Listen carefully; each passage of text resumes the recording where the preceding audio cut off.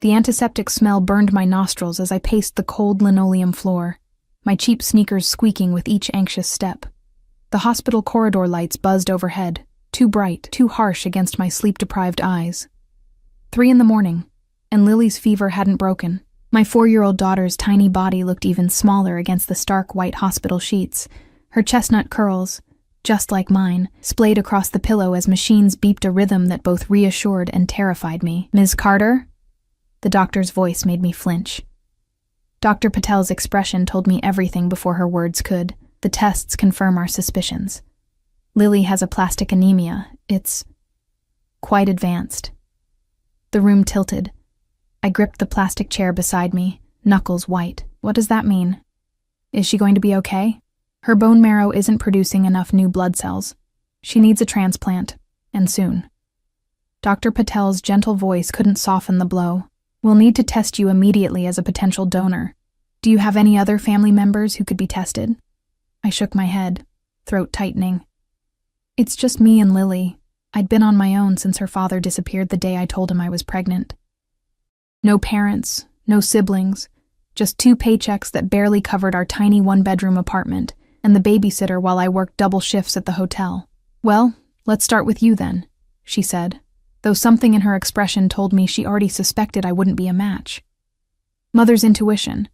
The same feeling that had brought me rushing to the emergency room when Lily's bruises wouldn't fade and her constant fatigue became something I couldn't ignore anymore. Hours blurred together, blood draws, forms, medical terms I couldn't fully understand. Somewhere between dawn and full morning, the worst was confirmed. I wasn't a match. The chances of finding an unrelated donor quickly enough were explained to me in percentages that made my stomach knot. I sat beside Lily's bed as she slept, her skin so pale it seemed translucent under the hospital lights. "We'll start you on immunosuppressive therapy today, Doctor," Patel said, "while we search the donor registry." "And the cost?" I whispered, though I already knew the answer. "Let's focus on treatment first. There are programs, but I knew those programs, the wait lists, the partial coverage. My insurance from the hotel barely covered routine checkups." When Lily woke briefly, I painted on a smile and read her favorite story about the princess who saved herself. She fell back asleep midway through, tiny fingers still clutching mine. I stepped into the hallway, leaned against the cold wall, and finally allowed myself to cry. Silent, shuddering sobs that left me hollow. "Ms. Carter?" A nurse approached, her face pinched with concern. "There's a call for you at the nurse's station." I wiped my face with my sleeve. "For me? Who even knows I'm here?" She shrugged. "Said it's about Lily's condition." Confused, I followed her to the desk where she handed me a phone receiver. "Hello?" My voice cracked. "Elena." The male voice on the other end was unfamiliar, deep, with the faintest trace of an accent I couldn't place. "I understand your daughter needs a bone marrow donor." I froze. "Who is this?" "Someone who might be able to help." A pause. "I have a potential donor for Lily." "How do you know my daughter's name? How do you know anything about us?" Panic rose in my chest. "I know many things, Elena, including that you're running out of time and options." His tone remained calm, controlled. "My driver is waiting outside the hospital. Eastern entrance. Black Bentley. He'll bring you somewhere we can talk. I'm not going anywhere with a stranger. My daughter is sick." "Your daughter has aplastic anemia. She needs a bone marrow transplant within weeks, not months. And you're not a match." His voice hardened slightly. "I wouldn't waste time asking how I know. The question is whether you want my help." I gripped the counter, my knees suddenly weak. "Why would you help us? You don't know us." A long silence followed. "Let's just say I have my reasons. The car will wait 20 minutes. Your choice." The line went dead. I stared at the receiver, my heart hammering. "Everything okay, hun?" The night nurse looked concerned. I nodded automatically, though nothing was okay. Lily was dying. I was broke. And a mysterious stranger somehow knew details about my daughter's condition that had only been confirmed hours ago. I peeked into Lily's room. She slept peacefully for now, machines tracking her declining health with cold precision. Dr. Patel had been clear. Without a donor match soon, the prognosis was poor. What choice did I really have? 15 minutes later, I'd spoken to the nurses, promising to be back before Lily woke. The eastern entrance was deserted at this hour, save for a gleaming black Bentley idling at the curb. As I approached, a mountain of a man in a tailored black suit emerged from the driver's seat. Without a word, he opened the rear door. The interior smelled of expensive leather. I slid in, clutching my threadbare purse to my chest, suddenly aware of my unwashed hair and the coffee stains on my jeans. "Ms. Carter." The driver nodded in the rearview mirror as he pulled away. "Where are we going?" I asked, trying to keep my voice steady. "Not far." We drove in silence through the sleeping city, moving from the hospital district to downtown, then into the exclusive neighborhood I'd only seen from a distance, where the houses sat behind gates and walls. The Bentley finally turned into a private drive, stopping before an imposing stone mansion with softly lit windows despite the hour. The driver opened my door. "Inside, he's waiting." I followed a stone path to massive double doors that swung open before I could knock. A slim woman with a severe expression gestured me inside. "This way." The entryway alone was bigger than my entire apartment, all marble and crystal under soaring ceilings. My sneakers squeaked embarrassingly on the polished floor as I followed her through to a study where a fire crackled in a fireplace large enough to stand in. "Wait here." The woman left, closing heavy wooden doors behind her. I stood awkwardly, afraid to touch anything. Books lined the walls from floor to ceiling. A massive desk dominated one end of the room, and leather chairs were arranged near the fireplace. Everything spoke of old money and power, things as foreign to me as another language. The door opened soundlessly. I turned. He entered like he owned the air itself, which, in this house, I supposed he did. Tall, with broad shoulders outlined perfectly by what I instinctively knew was a bespoke suit. Dark hair, the kind of thick black that absorbs light rather than reflects it, swept back from a face that belonged in a Renaissance painting. Late 30s, perhaps. He moved with the easy confidence of someone who never questioned his place in the world. But it was his eyes that froze me in place, dark, intelligent, and utterly unreadable as they assessed me. Elena Carter. My name in his voice wasn't a question. "Sit." I remained standing. "Who are you?" A barely perceptible smile touched his lips.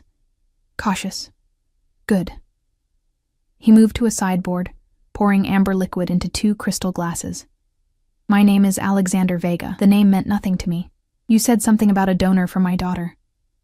I wasn't interested in pleasantries. "How would you know anything about that?" He gestured to the chairs. "Please, sit. You look dead on your feet."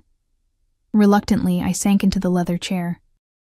It was obscenely comfortable after hours of hospital plastic. He handed me a glass I didn't want but took anyway, then sat opposite me, one ankle resting casually on his knee. "I have connections at Memorial. When your daughter was diagnosed, I was informed." "Why would anyone inform you about my daughter?" He took a sip of his drink, studying me over the rim. "I make it my business to know what happens in this city." A chill ran through me. I'd heard whispers from the other maids at the hotel about men who controlled things from the shadows. Men you didn't cross. "You still haven't said why you care." Alexander set his glass down. "Your daughter needs a donor.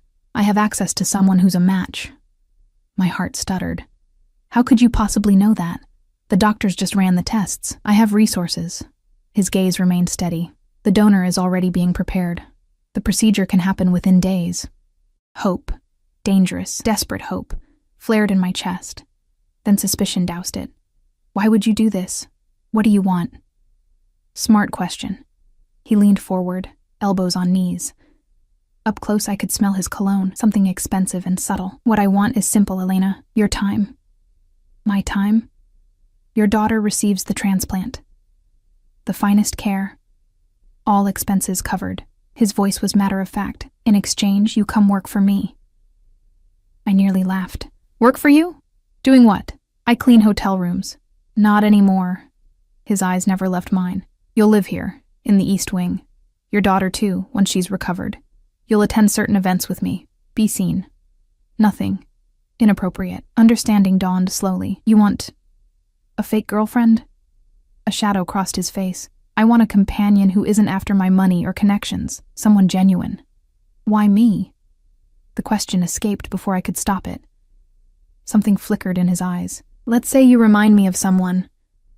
I set the untouched drink aside. This is insane. I don't know you. You could be anyone. True. He reached for a folder on the side table and handed it to me. These are your daughter's medical records, including tissue typing. And these, he pointed to another page, are the donor's results. A perfect match. I stared at the papers, medical terms swimming before my eyes. How did you get these? As I said, I have resources. He stood, buttoning his jacket in one fluid motion. The donor is my cousin. He's willing, but there's a condition. You, I realized. Alexander nodded. Me, or more specifically, my wishes. I've been looking for someone like you for some time, Elena. This situation is convenient. Convenient? Anger flashed through me. My daughter is dying, and I'm offering to save her. His voice remained calm. Consider it a mutually beneficial arrangement. I stood, clutching the folder.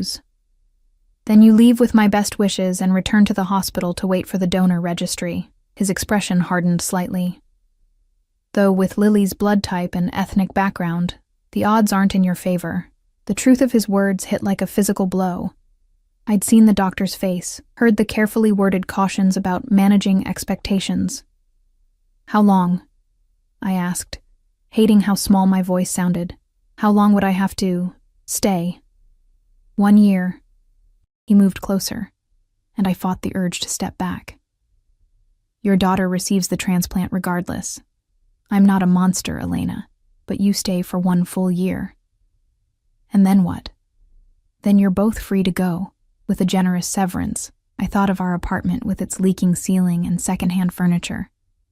Of working double shifts while still barely making rent. Of Lily's face, growing paler each day. I need to think about this. He nodded, reaching into his pocket and extracting a business card. You have until noon tomorrow. After that, my cousin leaves the country for work. As if summoned by telepathy, the door opened and the severe woman reappeared. The car is ready, sir. Take Miss Carter back to the hospital, Maria. I turned to leave, then paused. How do I know this isn't some elaborate lie? Alexander's expression didn't change. Call the number on the card when you decide. If it's yes, the donor will be at Memorial by evening. If it's no, well... He picked up his glass again. I suppose you'll have your answer then.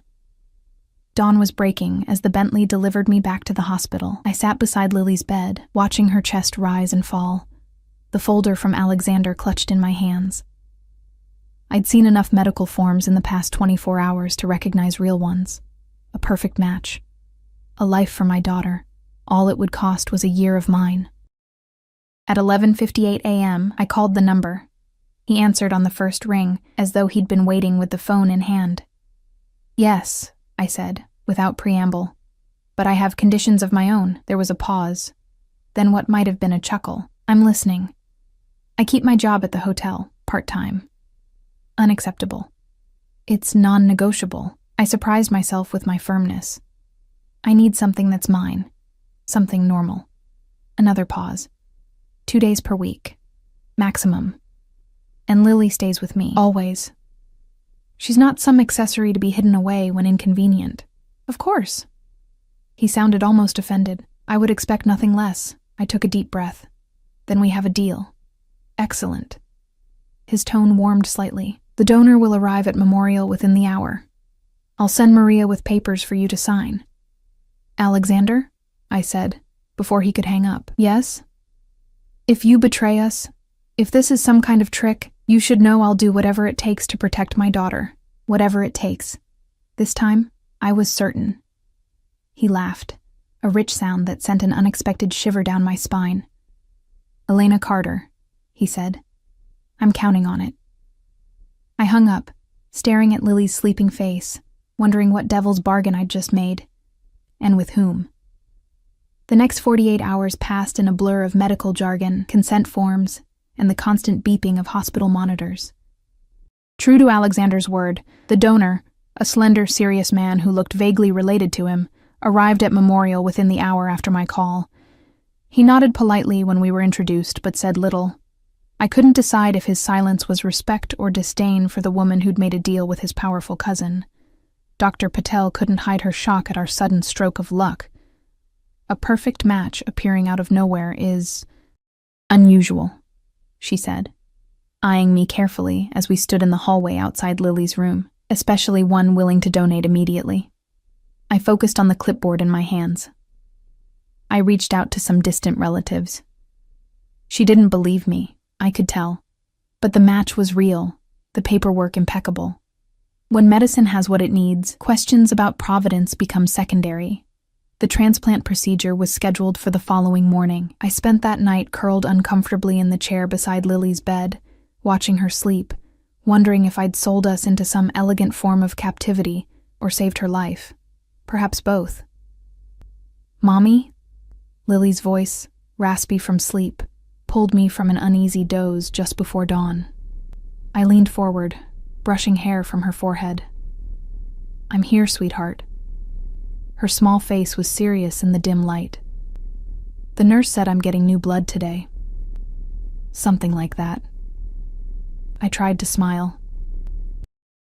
"Special cells that will help you make your own healthy blood again." She considered this with the gravity only a 4-year-old can muster. "Will it hurt?" "You'll be sleeping, honey.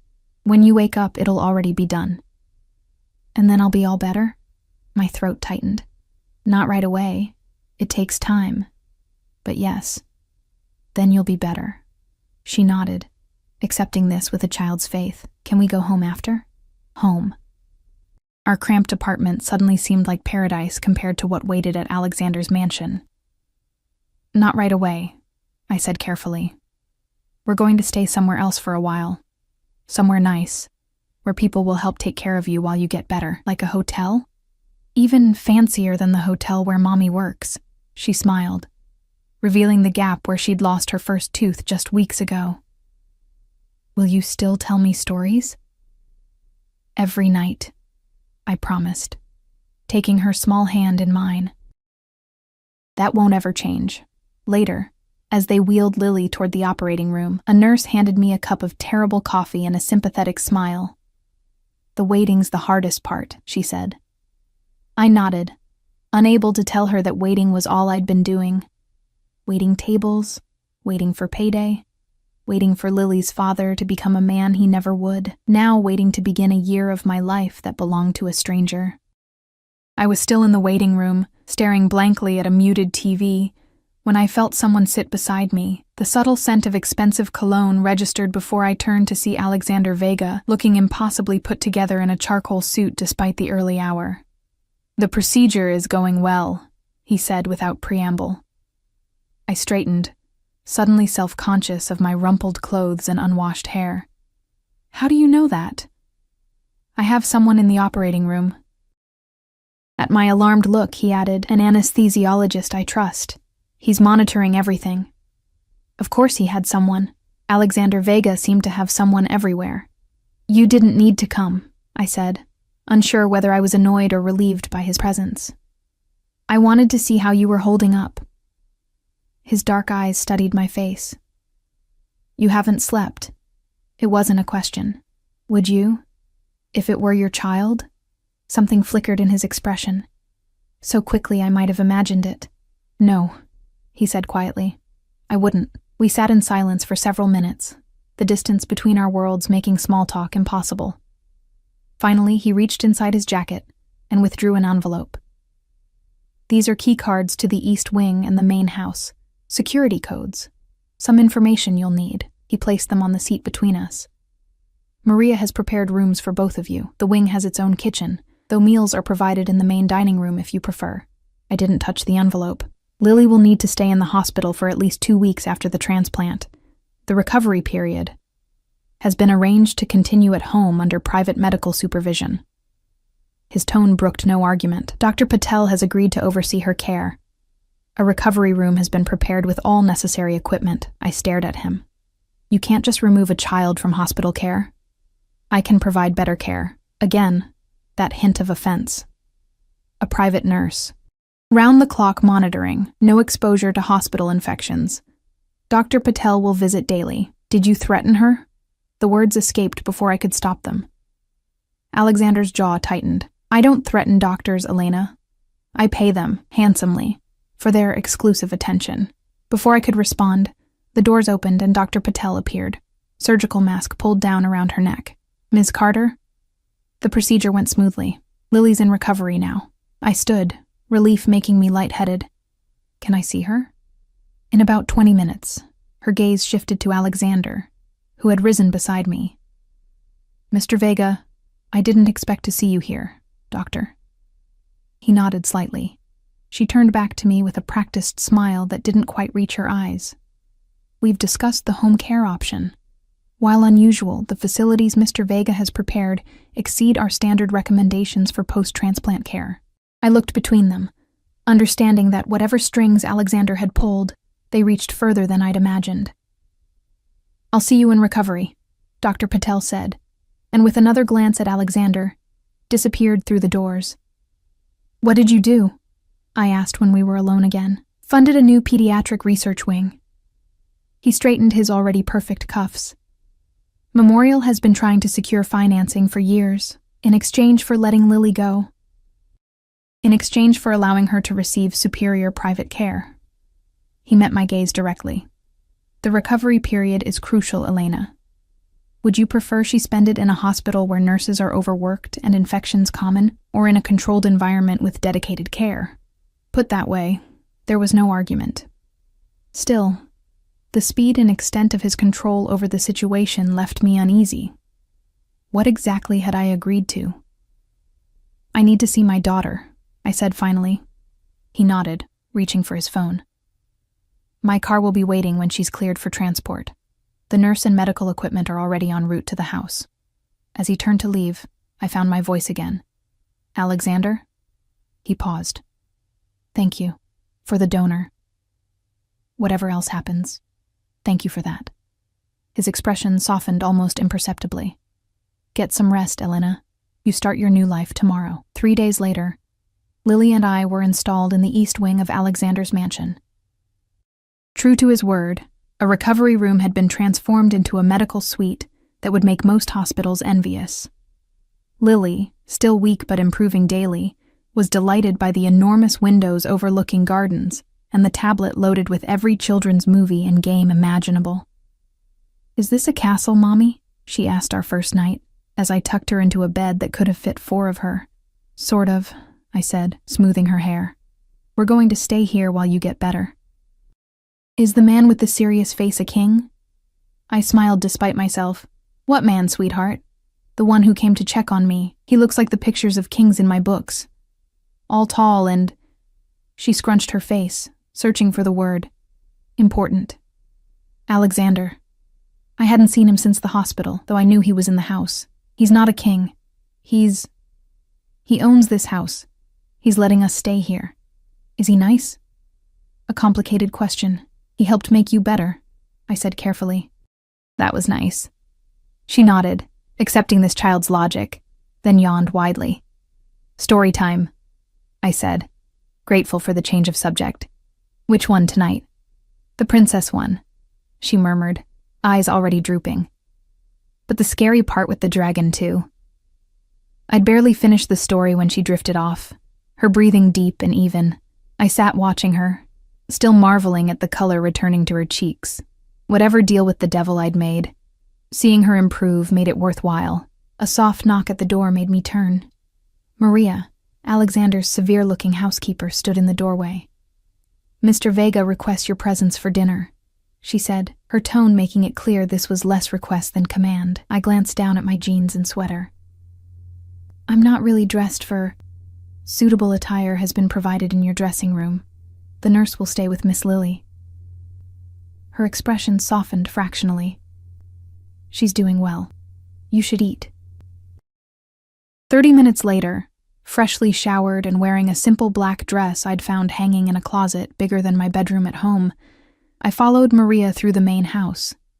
Each room we passed seemed designed to emphasize the gulf between Alexander's world and mine. Priceless art, antique furniture, soaring ceilings. Money, but old money, the kind that whispered rather than shouted. The dining room continued the theme, a table that could seat 20 held settings for just 2 at one end.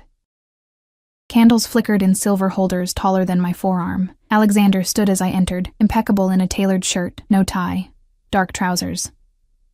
"Elena? You look rested." Amazing what actual sleep can do. I remained near the doorway, suddenly awkward. "Maria said you wanted to see me. I thought we should discuss expectations."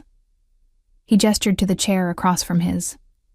"And I assumed you'd be hungry." As if on cue, a man in a dark suit appeared with a bottle of wine. Another followed with plates of something that smelled incredible. I sat, placing the linen napkin carefully in my lap. "Is this how you always eat? Full service for an ordinary dinner?" A ghost of a smile touched his lips. "Is this an ordinary dinner?" Point taken. Nothing about this situation was ordinary. The wine was poured, the food served. I waited until we were alone before speaking again. "What expectations did you want to discuss?" Alexander took a sip of wine, studying me over the rim of his glass. "You agreed to be my companion for social events. The first is this Saturday." I nearly choked on my water. "This Saturday? Lily's barely—" "Will be perfectly fine with her nurse for a few hours," he finished smoothly. "It's a charity gala. We'll be photographed arriving together. You'll be introduced as my guest. That's all that's required. And if I refuse?" His expression cooled. "That would be disappointing, especially after the considerable arrangements made for your daughter's care." The reminder of my debt hung between us like an invisible chain. I pushed food around my plate, appetite gone. "What am I supposed to wear to a charity gala?" "Maria will arrange a fitting tomorrow. Everything will be provided. Everything will be provided."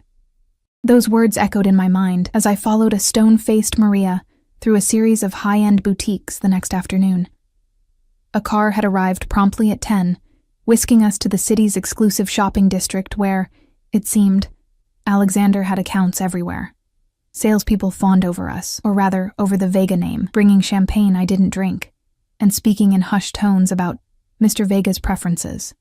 "I can choose my own clothes," I muttered to Maria after the third boutique, where a rail of pre-selected evening gowns awaited my arrival. Maria's expression remained impassive. "Mr. Vega is particular about appearances, so I'm just a mannequin to be dressed up?" I fingered the delicate beading on a midnight blue gown that probably cost more than 6 months' rent. "You are representing him," she corrected, her tone softening slightly. "The world he moves in, it notices everything." By late afternoon, I had a gala dress, shoes, jewelry, on loan, Maria emphasized, and a lingering sense of being transformed into someone I didn't recognize. The woman in the boutique mirrors, draped in silk and diamonds, looked nothing like Elena Carter, single mother and hotel maid. She looked like she belonged in Alexander Vega's world. That thought troubled me all the way back to the mansion. "Is Lily okay?" I asked as soon as we returned, the shopping bags whisked away by silent staff. "The nurse reports she had lunch, watched movies, and took her medications on schedule," Maria replied. "She's napping now." I nodded, relieved but still anxious to see her. As I turned toward the east wing, Maria cleared her throat. "Mr. Vega would like you to join him for drinks on the terrace at 7. Again, the phrasing suggested option where none existed. "Fine," I said, too tired to argue. "I'll be there." Lily was indeed sleeping when I checked on her. Her breathing deep and even, cheeks flushed with healthy color.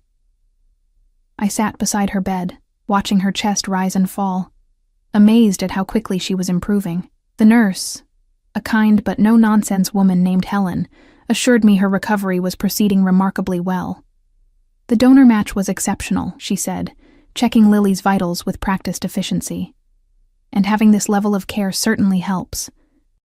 I nodded, guilt and gratitude warring within me. Whatever his motives, Alexander had saved my daughter. That fact alone forced me to honor our arrangement, whatever misgivings I had. At precisely 7, I made my way to the main house. I'd changed into the only outfit I'd brought that wasn't stained or worn, a simple black sundress and sandals that had once been my good clothes, but now seemed painfully inadequate in this setting. The terrace overlooked manicured gardens that stretched to a distant tree line. The evening was warm, golden sunlight slanting across stone balustrades, and highlighting the glass tables where Alexander stood with his back to me, phone pressed to his ear. He spoke rapidly in what sounded like Italian, his voice low and controlled, but with an undercurrent of tension. I hesitated at the threshold, unwilling to interrupt. He must have sensed my presence, though, turning slightly to acknowledge me with a nod before finishing his call. "È fatto. Non discuterò più." He ended the call abruptly, slipping the phone into his pocket before turning to me fully. "Elena." He gestured to the seating area where a bottle of wine and glasses waited. "How was your shopping experience?" "Expensive," I said, taking the seat farthest from him. A smile ghosted across his face as he poured wine into 2 glasses. "Worth every penny, I'm sure." I accepted the glass, but didn't drink. "Why am I really here, Alexander?" He raised an eyebrow. We discussed the terms. My companion for social events. "There are escort services for that sort of thing." His expression hardened. "That's not what this is." "Then what is it?" I leaned forward. "Why me? Why not someone who actually belongs in your world?" Alexander studied me for a long moment, then set his glass down. "Perhaps because I'm tired of people from my world, as you put it." "What does that mean?" "It means every woman I meet has an agenda." He spoke matter-of-factly. They want my money, my connections, or the status of being with someone like me. They research me before we meet. They know exactly what to say, what to wear, how to act. And I don't? I couldn't keep the skepticism from my voice. "You looked me in the eye and threatened me," he said, something like admiration coloring his tone. "Even after I offered to save your daughter, that interested me. I remembered our phone call, my desperate bravado. I was just trying to protect Lily." "Exactly." He leaned back, dark eyes assessing me. "You weren't trying to impress or manipulate me. Your priority was your child, not me." "That's refreshing." I sipped the wine, considering his words. "So I'm here because I don't care about being here? You're here because you're authentic." Real, a shadow crossed his features. I had enough fakeness in my childhood to last several lifetimes. Something in his tone suggested depths I hadn't expected. Before I could pursue it, he continued. "The gala on Saturday benefits children's medical research. The foundation was established by my mother before she died." His voice was carefully neutral. "It's important to me. I need someone beside me who won't embarrass me or try to leverage the connections there." "And you think that's me? I don't know which fork to use for salad." "You'll learn." He stood, moving to the balustrade to look out over the gardens. The rest, the authenticity, can't be taught. I watched him, this enigmatic man who'd upended my life, wondering what experiences had shaped him. What made someone with his power and wealth seek out someone like me? "Is Lily's father in the picture?" The question came abruptly, though his tone suggested he already knew the answer. "No." I set my glass down harder than intended. He disappeared as soon as I told him I was pregnant. Alexander turned, his expression darkening. "His name?" "Why? Planning to hunt him down?" "Perhaps." Something in his voice made me believe him. "It doesn't matter. Lily and I have managed fine without him." Until she got sick. The brutal truth of those words stung. "Yes. Until then." He moved back to his seat, closer to me this time. "Tell me about him." "There's not much to tell." Mark worked at the same hotel when I first started. He was charming, attentive. I shrugged, the pain long dulled to a familiar ache. When I got pregnant, he said he needed time to think. His thinking apparently involved emptying our shared account and leaving town. "He stole from you?" Alexander's voice had taken on a dangerous edge. "It was years ago." "That's not an answer." I met his gaze directly. "Yes, he stole from me. About $4,000. Our entire savings. I was 22, pregnant, and suddenly homeless. Happy? No." His jaw tightened. Men who abandon their children deserve particular consequences. Something in his expression made me shiver. "It's in the past." "Perhaps." He didn't sound convinced. We sat in silence for a moment, the setting sun casting long shadows across the terrace. Finally, I asked the question that had been nagging at me. "The donor, Your cousin. Why was he willing to help? Alexander's expression shuddered. Family obligations. That's all? In my family, when I ask for something, it's provided. His tone left no room for further discussion. How is Lily recovering? I allowed the change of subject. Better than expected. The nurse says she might be able to move around more tomorrow. Good. He nodded, seeming genuinely pleased. The gardens are pleasant for a child. Security has been instructed to ensure you both have privacy while outside. The reminder of the security surrounding us, both protection and subtle imprisonment, dampened the momentary connection I'd felt. The staff are talking, I said suddenly. About why I'm here. Alexander seemed unsurprised. People always talk. They think I'm your mistress, and that bothers you? Shouldn't it? I challenged. I have a daughter who asks questions. He considered this. Tell them, and Lily, whatever makes you comfortable, that you're a guest, a friend. The arrangement is between us, Elena. Before I could respond, his phone buzzed. He glanced at it, his expression hardening. I need to take this. He stood, already moving away. Maria will show you the dress options for Saturday. Choose whichever you prefer. And just like that, I was dismissed. The brief window into Alexander Vega closing as abruptly as it had opened. Saturday arrived with military precision. A hairstylist and makeup artist appeared in my rooms at noon. The gown, a deep emerald silk that flowed like water, was delivered pressed and perfect. Jewelry followed, emeralds and diamonds that made me afraid to move. These can't be real, I whispered as Maria fastened the necklace. Mr. Vega doesn't do imitations, she replied simply. By 7, I stood in the mansion's grand foyer, feeling like an imposter in someone else's life. The woman in the mirror was unrecognizable, elegant, polished, adorned in finery worth more than I'd earn in a decade. Lily had gasped when she saw me. You look like a princess, Mommy. I'd twirled for her, making her giggle, before kissing her goodnight and extracting a promise to behave for the nurse. Even that small separation made my stomach knot with anxiety. Footsteps on the marble floor made me turn. Alexander descended the grand staircase, the picture of masculine elegance in a tailored tuxedo. He paused when he saw me, something flickering in his dark eyes. The emerald was the right choice, he said, approaching slowly. You look stunning. I look like someone else, I replied honestly. No. He reached me, adjusting the drape of my wrap with practiced hands.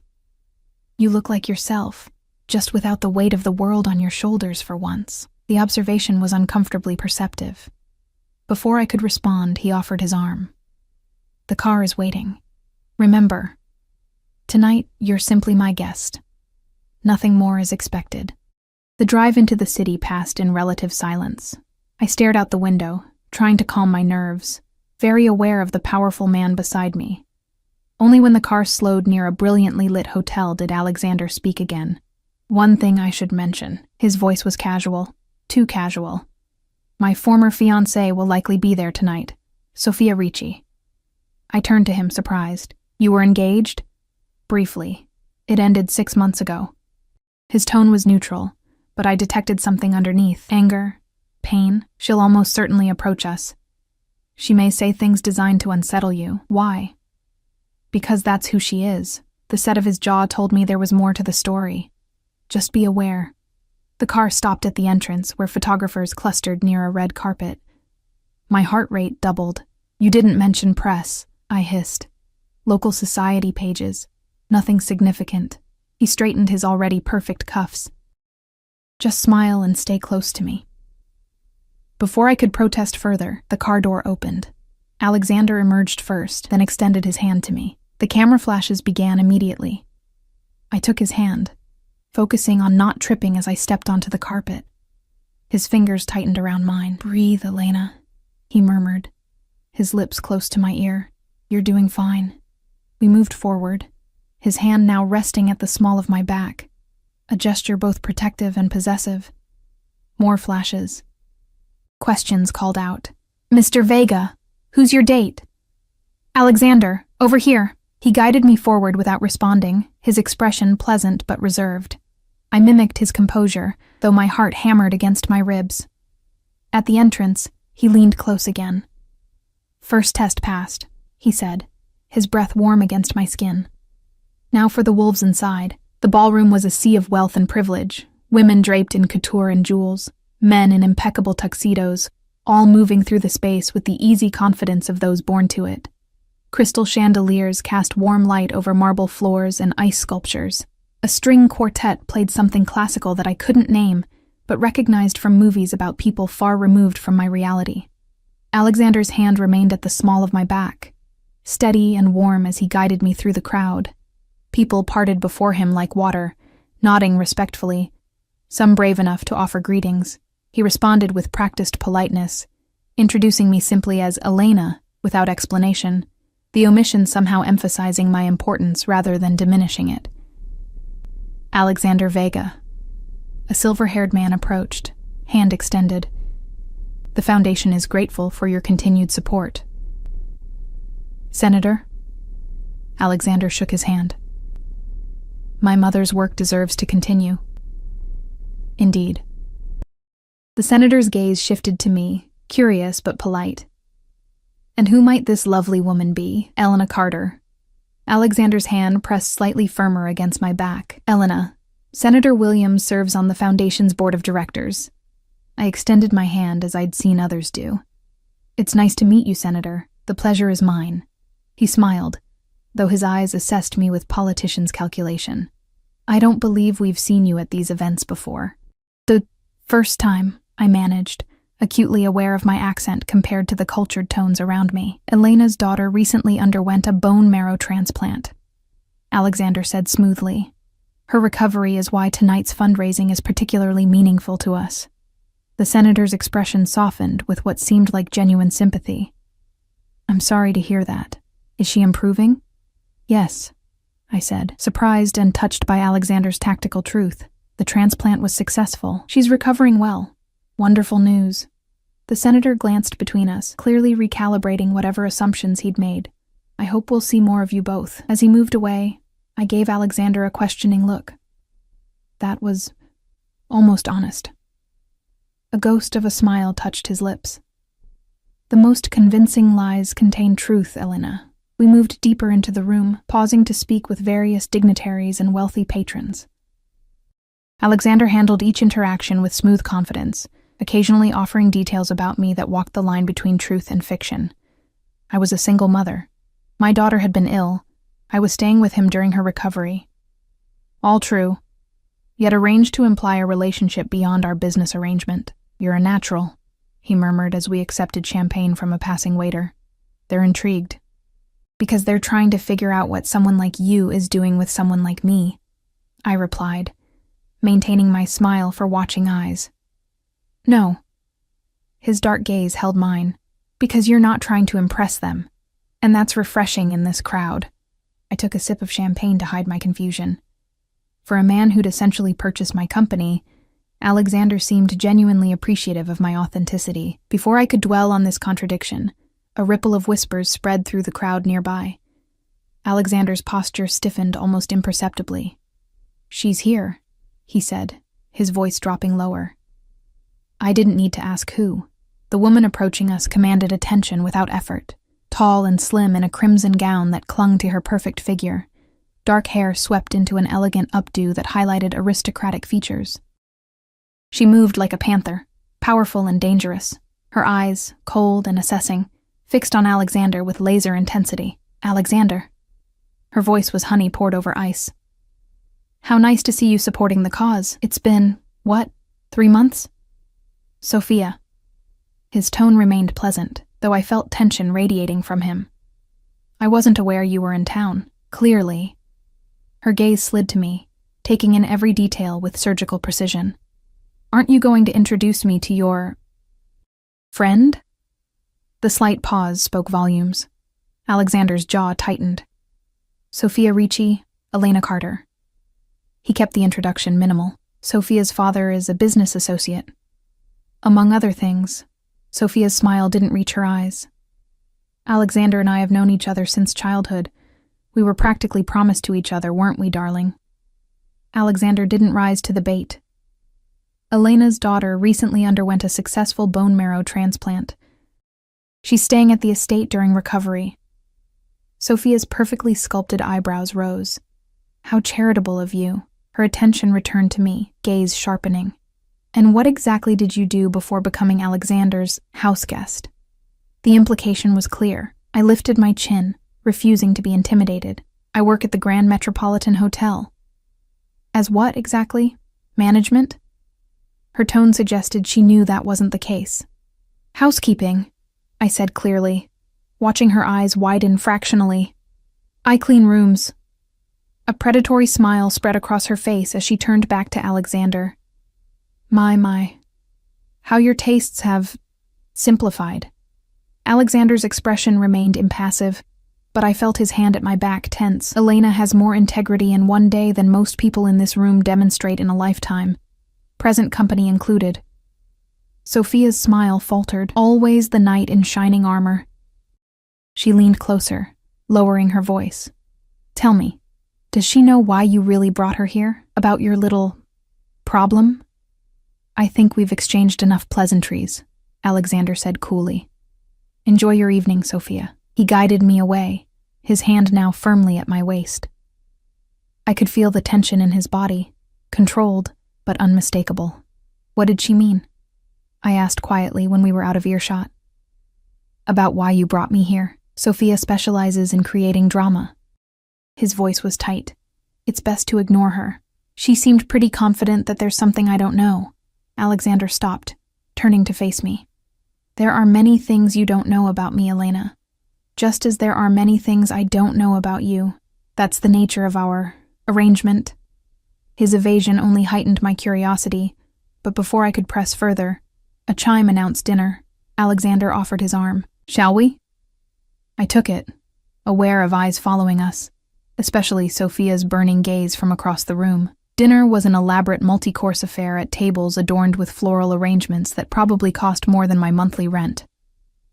Alexander and I were seated at a prominent table near the front, alongside the senator and other foundation board members. I followed Alexander's lead on which fork to use, grateful that my mother had at least instilled basic table manners in me before she died. Throughout the meal, Alexander was attentive, refilling my water glass, explaining dishes in discreet murmurs, his hand occasionally brushing mine when reaching for his wine. To any observer, we appeared to be a couple, comfortable, intimate, connected. His performance was flawless, yet I caught him watching Sophia more than once, his expression unreadable. She held court at a table across the room, laughing too loudly, touching the arm of a handsome man beside her whenever Alexander glanced their way. The theater of former lovers, each pretending indifference while hyper-aware of the other. After dinner came speeches about the Foundation's work. Alexander was called to the podium, his presence commanding immediate silence from the crowd.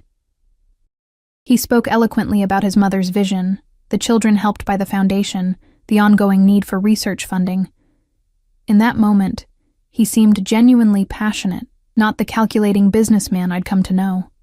My mother believed that every child deserves a fighting chance, he said, his voice carrying through the hushed room. No parent should have to choose between treatment for their child and financial ruin. Our eyes met across the room, and something passed between us, an acknowledgement of the irony. He had saved Lily, yes, but at a price. A different kind of debt. When he returned to our table, applause still echoing, I leaned closer. You really care about this, don't you? My mother died of leukemia when I was 14, he said quietly, after watching her fight for 2 years. So yes, I care. The revelation stunned me. It was the most personal thing he'd shared, offered without calculation or apparent motive. Before I could respond, the orchestra began playing, signaling the start of dancing. Alexander stood, offering his hand. Shall we? I don't know how to dance, I admitted. Not like this. Just follow my lead. He guided me onto the dance floor where other couples were already moving to a waltz. His hand settled at my waist, the other taking mine. He drew me closer than strictly necessary. Relax, he murmured as we began to move. Dancing is just walking with rhythm. Under his guidance, I found myself gliding across the floor with surprising ease. He was an excellent lead, anticipating my movements before I made them, his body guiding mine with subtle pressure. "Everyone's watching us," I whispered, catching glimpses of curious faces as we turned. "Let them watch." His eyes never left mine. "You're the most interesting woman in the room." "Because I'm with you." "No." His hand tightened slightly at my waist. "Because you're the only one here who doesn't care about being here." As the music continued, I found myself relaxing into his hold, the rhythm becoming natural, almost hypnotic. The lights, the music, the champagne I'd consumed, it all created a dreamlike quality to the moment. "Why did you and Sophia end your engagement?" I asked, the question escaping before I could reconsider. His steps never faltered, but something darkened in his eyes.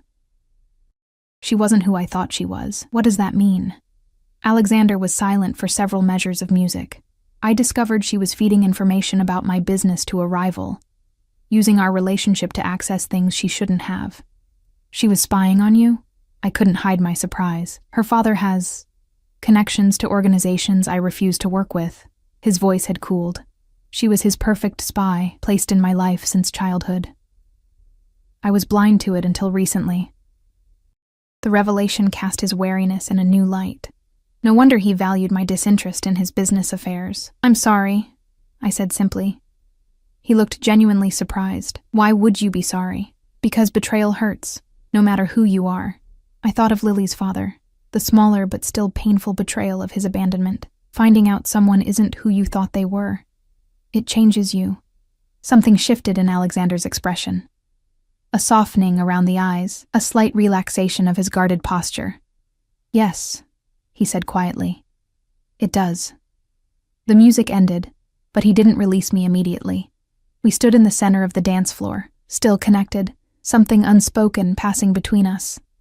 The moment was shattered by the deliberate clearing of a throat. We turned to find Sophia standing nearby, her crimson lips curved in a mocking smile. "May I cut in?" she asked, though it wasn't really a question. For old time's sake, Alexander's jaw tightened, but social protocol left him little choice. He turned to me. "Would you mind, Elena? Just one dance." "Of course not," I said, stepping back. I could use some fresh air anyway. I moved away before he could respond, needing space from the intensity of the moment we'd shared. As I glanced back, I saw Sophia step into Alexander's arms, her body pressing against his with familiar intimacy, her lips close to his ear as she whispered something that made his expression darken. I found my way to a terrace overlooking the hotel gardens, grateful for the cool night air against my flushed skin. Leaning against the stone balustrade, I tried to make sense of the contradictions that were Alexander Vega, cold businessman and passionate advocate, calculating manipulator and wounded son. And more confusing still, the unfamiliar warmth that had spread through me as we danced, his eyes never leaving mine. The night air carried the scent of roses from the gardens below, a welcome respite from the perfumed atmosphere of the ballroom. I breathed deeply, trying to clear my head of the confusing tangle of emotions the evening had stirred. The weight of the borrowed diamonds around my neck suddenly felt suffocating, a physical reminder of how far I was from my real life. Quite the Cinderella story, isn't it? I turned to find Sophia approaching, her crimson dress almost black in the dim light of the terrace. I hadn't heard the door open. "That was a quick dance," I observed, instinctively straightening my posture. Alexander was called away. Her smile was all predator, something about an urgent call. She moved beside me at the balustrade, close enough that I could smell her expensive perfume. For a moment, we both gazed out at the darkness in silence. "Do you know what fascinates me?" she finally said, her voice deceptively conversational. "How quickly he found you after our engagement ended." I kept my expression neutral. "I don't know what you mean." "Of course you don't." She laughed softly. "That's part of your charm, I suppose. This wide-eyed innocence." Her gaze raked over me. "Tell me, how much is he paying you? For you and your conveniently sick daughter?" My hands tightened on the stone railing. "My daughter almost died. There's nothing convenient about that." "Perhaps not." She tilted her head. "But it made you the perfect candidate. Desperate, grateful, malleable. Candidate for what, exactly?" Her perfectly shaped eyebrows rose. "You really don't know, do you?" She leaned closer. "Alexander needs a wife. Soon. It's a condition of his inheritance. I stared at her, certain she was lying. That's ridiculous. Is it? His grandfather's will was very specific. Full control of Vega Holdings transfers to Alexander when he turns 40, or when he marries, whichever comes first. Her smile turned cruel. He turns 40 in 3 months. Otherwise, control remains with the board of directors, a board that includes my father. The pieces clicked into place, his urgency in finding a companion, the public appearances, the elaborate show for the benefit of others. Why are you telling me this? Professional courtesy. She shrugged one elegant shoulder. One pawn to another. I'm not a pawn. Darling, we're all pawns in Alexander's world. I was simply smart enough to play my own game alongside his. Her expression hardened. But make no mistake. He will use you, marry you if necessary, then discard you once he has what he wants. My mind raced. Could she be right? Was I just a convenient solution to Alexander's inheritance problem? It would explain the strange arrangement, the rushed timeline. You don't know what you're talking about, I said, with more confidence than I felt. Don't I? Her laugh was brittle. I've known him since we were children. His father and mine built their empires together. She leaned closer, her voice dropping. Did he tell you how he got those scars on his back? I frowned, confused. What scars? So you haven't seen him without his shirt? Her smile was knowing. His father was a monster, a brilliant businessman, but a cruel man. Alexander took beatings meant for his younger brother for years. Her eyes narrowed. It taught him to endure pain, to compartmentalize, to use people without remorse. I thought of the brief glimpses of vulnerability I'd seen in him, his passion for the foundation, his quiet fury at Lily's father's abandonment, the softness in his eyes when he spoke of his mother. If you hated him so much, why agree to marry him? Business. She shrugged again. The same reason he agreed to marry me. At least until he discovered I had my own agenda. She examined her manicured nails. Men like Alexander can't stand being outplayed. The terrace door opened, spilling golden light across the stone. Alexander stood framed in the doorway, his expression thunderous as his gaze fixed on Sophia.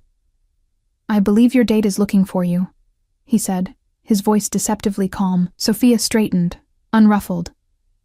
We were just having a lovely girl-to-girl chat, getting to know each other. I'm sure. His jaw was tight. Your father's waiting at your table. Something about leaving early. A flicker of unease crossed her perfect features. Always so serious, Alexander. She touched my arm lightly. Think about what I said, Elena. While you still have choices. She glided past him into the ballroom, the scent of her perfume lingering in her wake. Alexander watched her go, then turned to me, his expression unreadable in the half-light. Whatever she told you, is it true? I interrupted. About the inheritance? His silence was answer enough. So I'm just part of your plan to secure your fortune. The hurt in my voice surprised me. A convenient solution to your deadline problem. Alexander moved closer, his eyes never leaving mine. It's not that simple. Explain it to me then. I crossed my arms. Make me understand why you didn't tell me the real reason you needed a companion. He was quiet for a long moment, his gaze shifting to the darkness beyond the terrace. When he spoke, his voice was lower than usual, stripped of its usual controlled confidence. My grandfather built Vega Holdings from nothing. My father expanded it, but through methods my grandfather wouldn't have approved of. His profile was sharp against the night sky. Before he died, my grandfather added codicils to his will, safeguards to ensure the company wouldn't continue down my father's path. Marriage or turning 40, I said. That doesn't explain why you didn't tell me. Would you have believed me? A wealthy man claiming he needed to marry for his inheritance? His laugh was without humor. It sounds like a bad movie plot. So instead you crafted this elaborate charade, making me think you just needed arm candy for events. I needed someone real, Elena. He turned to face me fully. Someone who wouldn't be with me for the money or power. Someone who would make the board believe this was genuine, because Sophia betrayed you. The pieces continued falling into place. You couldn't trust anyone from your world, so you found someone desperate enough from outside it. A muscle in his jaw ticked. I found someone with integrity. Someone who would do anything for her child. Someone, he hesitated. Someone I could trust precisely because she had no interest in my world. And when your birthday passes, when you secure your inheritance, what happens to me and Lily then? You'll be taken care of. He stepped closer, generously, as we agreed. And if I walk away now, if I take Lily and leave tonight, his expression tightened. You won't. Because of our deal? Because Lily needs continued medical care. His voice was gentle but firm. Care I can provide better than any alternative available to you. The truth of his words stung. He had me trapped not by force or threats, but by my own desperate love for my daughter. This was never about me being authentic or refreshing, I said bitterly. It was about finding someone with no power to betray you. It started that way, he acknowledged, surprising me with his honesty. But it's become more complicated. Complicated how? He stepped closer, close enough that I could feel the heat of him in the cool night air. You fascinate me, Elena, your strength, your devotion to your daughter, the way you look at me like I'm just a man, not a Vega. His proximity was distracting, my body responding traitorously to his nearness. I stepped back, needing distance to think clearly. I want to go back to the house, I said. I need to check on Lily. Alexander nodded, not pushing further. I'll have the car brought around. The ride back to the mansion passed in tense silence. I stared out the window, turning Sophia's revelations and Alexander's partial confirmations over in my mind. The man beside me was still largely a mystery. Powerful, controlling, yet capable of genuine compassion.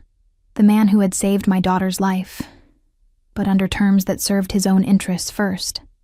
As the car pulled through the mansion gates, Alexander finally spoke. I never intended to hurt you, Elena.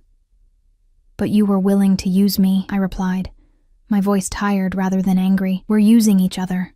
His honesty was almost brutal. You need Lily's care. I need what you can provide. The difference is, I've been transparent about what I want from you. Except for the small detail about needing a wife. His mouth tightened. That wasn't part of our original arrangement. And now?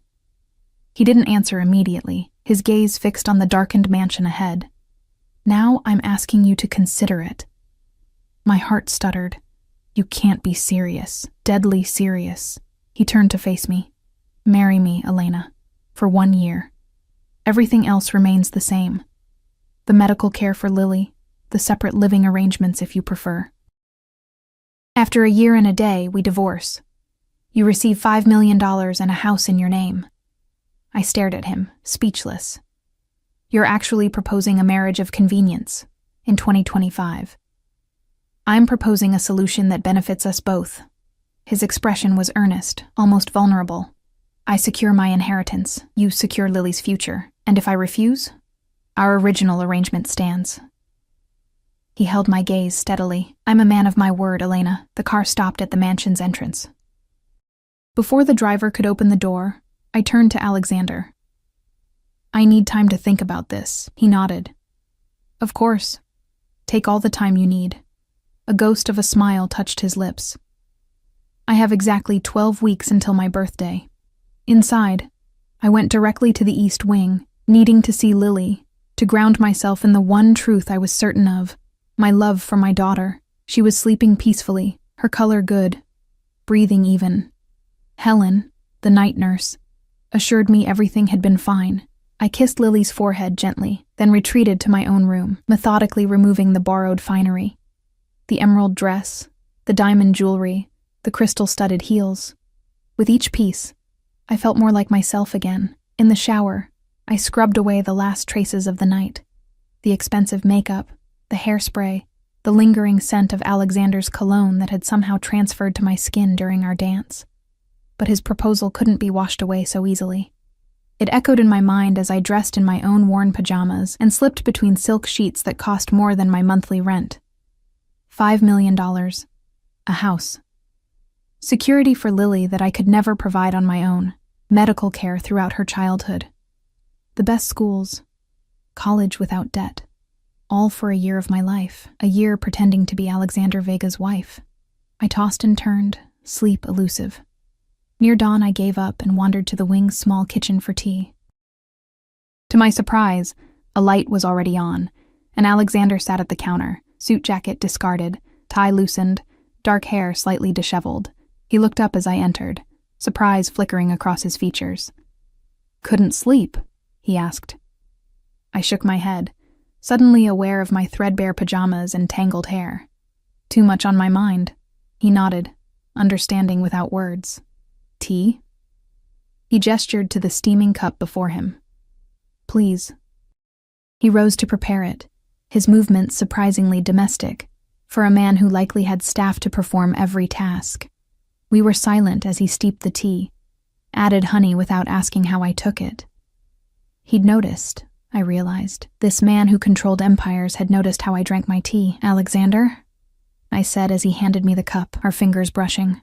"Why me?" "Really?" He considered the question longer than I expected. "When I saw you in the hospital that night, exhausted, terrified for your daughter, yet still standing, still fighting, I saw someone extraordinary." His eyes met mine. "Someone who would do anything for those she loves. Someone incorruptible in a world where everyone has a price." "Everyone has a price," I said quietly. "Mine is just my daughter's life." "No." He shook his head. "Your price isn't money or power for yourself. That makes you rare." He hesitated, then added, "And valuable." "As a wife?" "As a partner."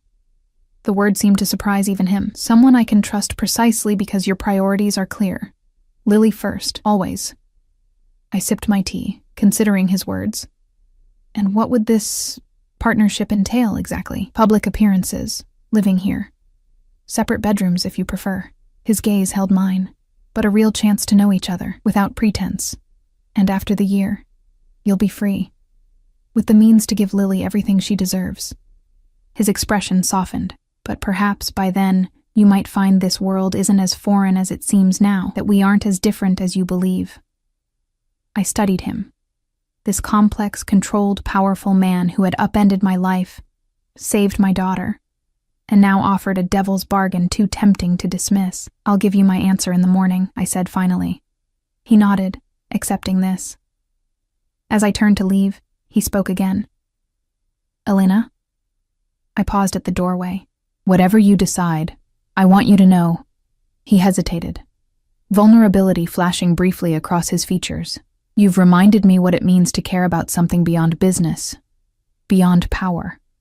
That alone is worth more than you know." In that moment, looking at Alexander Vega, billionaire, power broker, wounded soul, I realized that perhaps I wasn't the only one being rescued in this strange arrangement. "Good night, Alexander," I said softly. "Good night, Elena." As dawn broke over the gardens, I sat beside Lily's bed, watching her peaceful sleep, her chest rising and falling with healthy breaths. I thought of the future stretching before us, uncertain, precarious if we left this place, secure but complicated if we stayed. When she opened her eyes, smiling sleepily up at me, I knew my answer, had perhaps known it all along.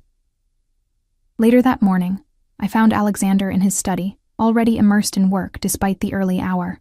He looked up as I entered, his expression carefully neutral. "I've made my decision," I said, my voice steady. He set down his pen, giving me his full attention. "And?" "Yes." I met his gaze directly. 1 year. For Lily's future." Something flickered in his dark eyes. Relief, satisfaction, and perhaps something deeper I wasn't ready to name. "For Lily," he agreed, rising from his desk. "And perhaps by the end, for us as well."